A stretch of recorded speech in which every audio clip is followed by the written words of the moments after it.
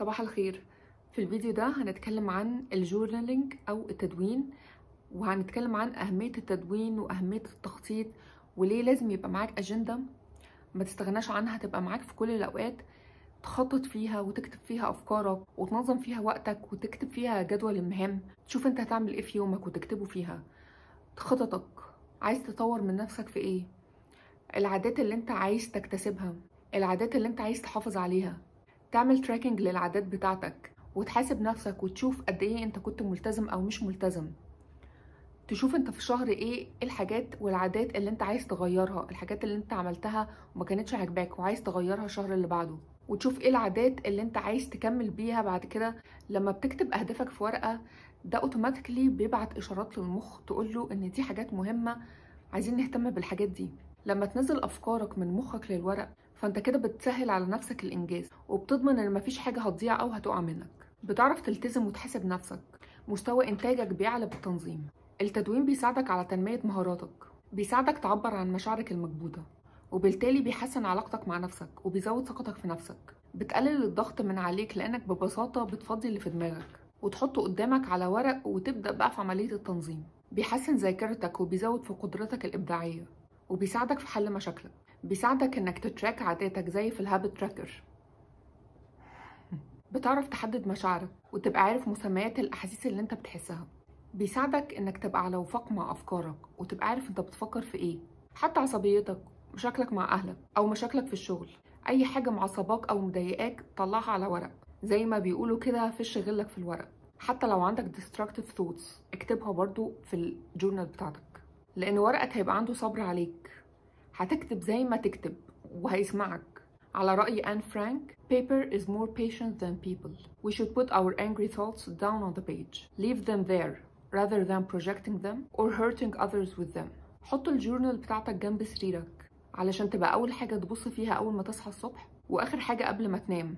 بتمسكها طبعا قبل ما تنام كده وتقعد تدون اللي حصل في يومك، واكتب امتناناتك والحاجات اللي عاوز تحسن فيها نفسك، واعمل تو دو ليست لليوم اللي بعده. وعاوزه اقول لكم برضو ان في دراسات بتقول ان الجورنالينج يعتبر نوع من انواع المديتيشن، وانه له نفس التأثيرات الإيجابية للمديتيشن. زي ما انتم شايفين انا بحب النوت بوكس جدا والبلانرز، وبجيبها بكل احجامها، يعني هتلاقوا عندي كل الاحجام.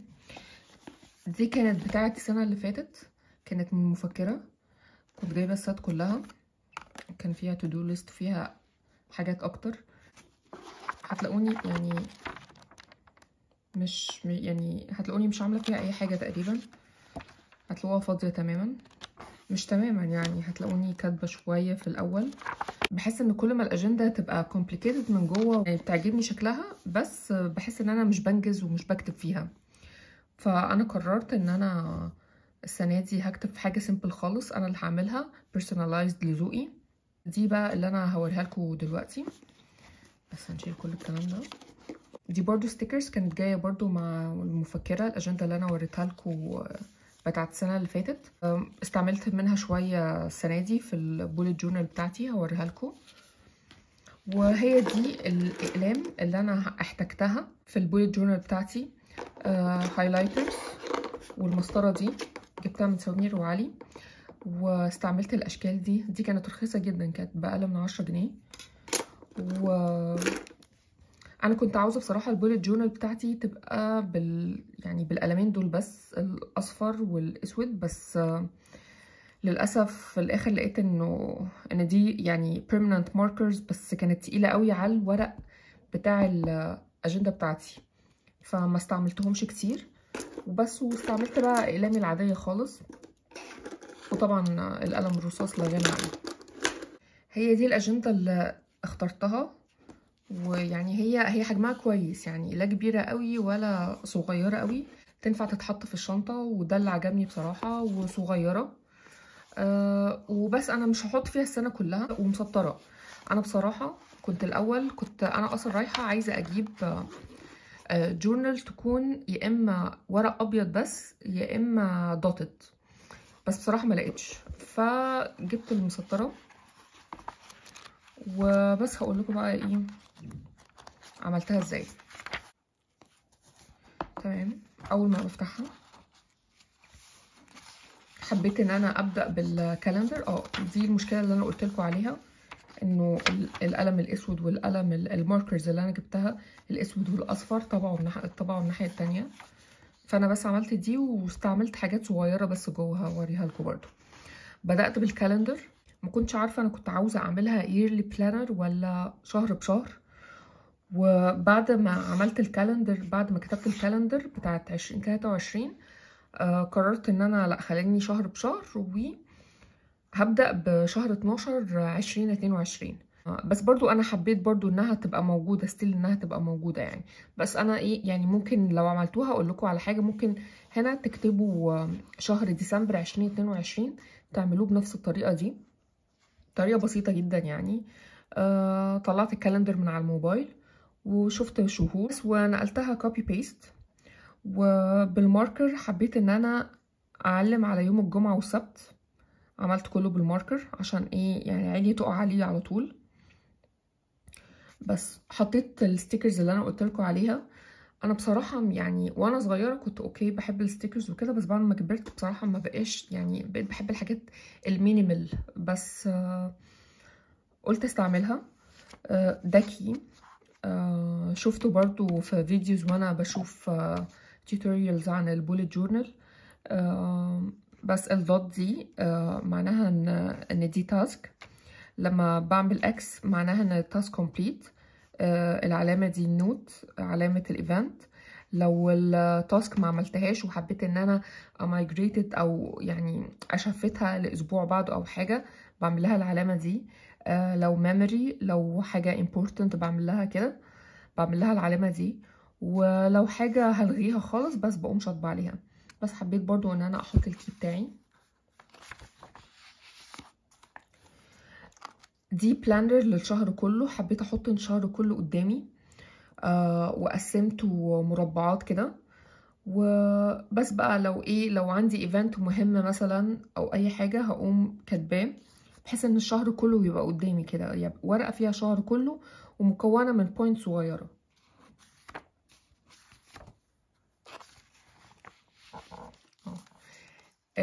دي بقى حاجه انا اول مره اعملها، وهي الهابت تراكر. بصراحة أنا لما عرفتها وشفت فيديوز عنها بصراحة اتبسطت جدا وحسيت إن أنا عاوزة أعملها. دي ببساطة أنت بتراك الهابتس بتاعتك. أولا علشان تثبت عادات، مثلا اللي هو تبقى عارف إن أنت كل يوم عايز تعمل كذا وكذا وكذا. تاني حاجة إن أنت ممكن تستعملها إن أنت تمونيتور نفسك، يعني تشوف أنت بتعمل الحاجة دي كل يوم ولا لأ، وعلى أساسها تشوف بقى لو هتكمل لو هتلغي. يعني مثلا لو مثلا الفيتامينز بتاعتي عايزة أتأكد إن أنا كل في الأيام كلها أخدت الفيتامينز بتاعتي، بعد ما أخدها أنا هعملها يعني ممكن تعمل صح أو ممكن تعمل دوت في الخانة بتاعت الإيه، بتاعت اليوم. الصلاة مثلا لو انتظمت على ال5 صلوات بتقوم معلم برضو في الخانة بتاعتها بتاعت اليوم. الطبيخ، شوف انت عايز تتراك ايه، يعني شوف انت لو في عادة معينة انت عايز تثبتها، فانت اخر اليوم بتبص وتشوف انت عملتها ولا لا. او لو ان جنرال مثلا انا كاتبه كوكينج، انا عايزه اعرف مثلا انا طبخت قد ايه في الشهر، انا عايزه اقلل موضوع اكلي من بره وعاوزه اطبخ. دي حاجه ليا مثلا، انا عاوزه اطبخ كتير، فعملت عايزه اتراك. يعني مش لازم انا طبعا مش هطبخ كل يوم، بس انا حابه ان انا اتراك، اشوف الايام اللي انا طبخت فيها فابقى عارفه انا ماشيه ازاي يعني.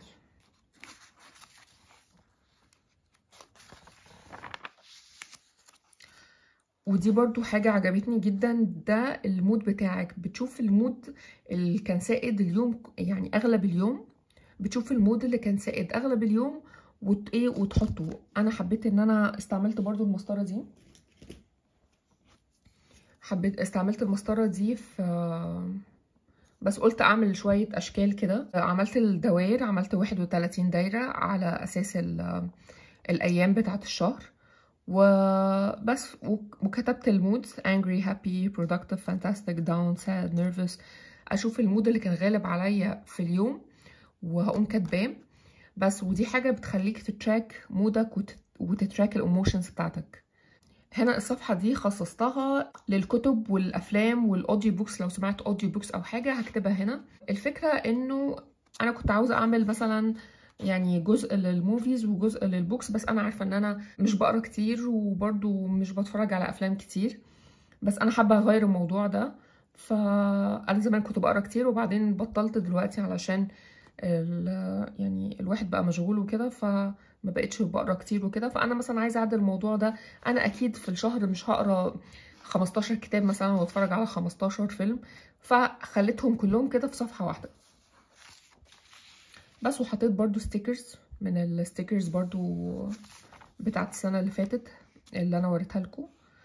الصفحه دي انا حبيت ان انا احط اللي هو الناس بتوعي، يعني حبيت ان انا احطهم على قدامي كده، بحيث ان انا ايه يعني يبقوا معايا كده اولا، وابص عليهم. يعني لو انا مثلا ما كنتش كلمت مثلا مامتي ابص كده افتكر فاكلمها، حاجات كده. وبرضو حطيت برضو الباتس بتوعي باريس ولونا تشانس. يعني دي اجندتك البيرسوناليزد بتاعتك، انت اعمل فيها اللي انت عاوزه. دي صفحة الجراتيتيود، ودي حاجة مهمة جدا. كل يوم قبل ما انام هكتب الحاجات اللي انا ممتنة ليها، الحاجات اللي حصلت في اليوم او الحاجات اللي موجودة في حياتي in general، علشان ابص عليها وابقى اعد النعم بتاعتي، ويعني ابقى ممتنة وشاكرة للنعم اللي في حياتي. البيج دي انا مخصصاها لليوتيوب. هنا لو في اي فكرة فيديو جاتلي هكتبها في الصفحة دي. وهنا برضو عشان اتراك انا بابلود امتى. انا لسه ما قررتش انا عايزه ابلود ايام ايه او كده، ف يعني عشان ابقى عارفه انا في الشهر ده عملت ابلود لكام فيديو وبس. وهكتب هنا الديت. وهنا السوشيال ميديا جروث بتاعي، سواء يوتيوب او فيسبوك او انستجرام او تويتر. انا بصراحه لسه ما عملتش سيتنج كويس للسوشيال ميديا بتاعتي، بس ان شاء الله ناوي اعملها. وبس هبقى حابه برضو اتراك شويه حاجات، فانا مخصصه الورقتين دول لليوتيوب والسوشيال ميديا. دي انا سبتها فاضيه وهي اصلا بايظه لان طبع عليها من الصفحات اللي قبلها. بس انا ممكن اكتب هنا كوتس، وغالبا هعمل كده. اي كوت او اي مقولة عجبتني ممكن اكتبها هنا وازينها. ده الفود لوج. هبقى حابة اتراك انا اكلت ايه في الشهر، عشان ابقى عارفة اكلت ايه من بره ما اكلتش ايه. وفي الاخر هتراك انا لو عاوزة اخس مثلا اعرف ان انا مثلا اكلت اكل كتير اخر الشهر، اشوف انا اكلت اكل كتير عاوزة اقلله او عاوزة اعدل في الاكل بتاعي، او اشوف لو انا مثلا عاوزة اكل اكل صحي اتراك بقى اشوف ايه ده انا ما بقالي قعدت مثلا اول اسبوع ده ما اكلتش اكل صحي فيه خالص، او ان انا اكلي بقى كله صحي، فهبقى دي حاجة هتبقى بسطاني وهبقى ان لاين كده مع صحتي. هنا الصفحة دي بتاعت الويت تراكر. هبقى كاتبة الجول ويت بتاعي هكتبه هنا، اشوف انا المفروض ابقى اخر شهر عاوزة اوصل لوزن ايه، وهنا هكتب الوزن بتاعي بتاع كل يوم. بس انا عارفة ان هي في ناس كتير بيقولوا انه مش حلو ان انت كل يوم تتراك. ممكن المفروض تثبت الوقت اللي هتاخد فيه وزنك، يكون مثلا اول كل اسبوع او كده. بس انا بصراحة الشهر ده حابة ان انا اتراك كل يوم اشوف وزني هيبقى كام فيه.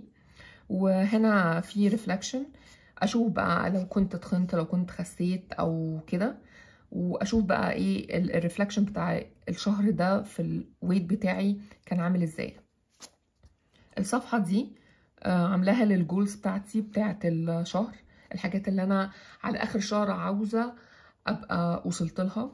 انا مثلا كاتبة هنا 500 سبسكرايبرز، عاوزة على اخر شهر اكون حققت الهدف ده. ومثلا learn a piano piece، عاوزة اتعلم عزف مقطوعة وبس. وهكمل بقى برضو الجولز بتاعتي هنا. بس الورقتين دول كده سبتهم فاضيين. هنا بقى انا بصراحه بحب الجورنالينج وبحب اكتب اللي حصل في يومي، فانا قررت ان دي هتبقى زي يوميات هكتب فيها اللي حصل في يومي او كده. انا كنت الاول مقرره ان انا هخلي ده في اجنده تانية، بس بعدين قلت لا خليها في الاجنده دي. بس خليت كل صفحه بيوم وسطرتها وحطيت ستيكرز وبس. كتبت طبعا كل الايام بتاعه الشهر بالطريقه دي. هكتب بقى مذكراتي او وات ايفر، يعني اللي هيحصل في اليوم هكتبه وبس. وورا هنا البرين دامب ده، انا مش عارفه انا كلمتكم عن البرين دامب قبل كده ده ولا لا، بس ده مبدئيا انت بتكتب كل اللي بيخطر في بالك، بتكتبه في صفحه البرين دامب، بتنزل اي حاجه في مخك وتكتبها، وبعدين تقوم بقى تنقلها بقى، تشوف بقى هتحطها في التو دو ليست بتاعتك او هتحطها فين. انا كده خلصت، اتمنى ان انتوا تكونوا استفدتوا، وان انتوا لو ما كنتوش بتخوضوا تجربه البلاننج والجورنالينج ان انتوا تبداوا. واشوفكم ان شاء الله في الفيديو الجاي. مع السلامه.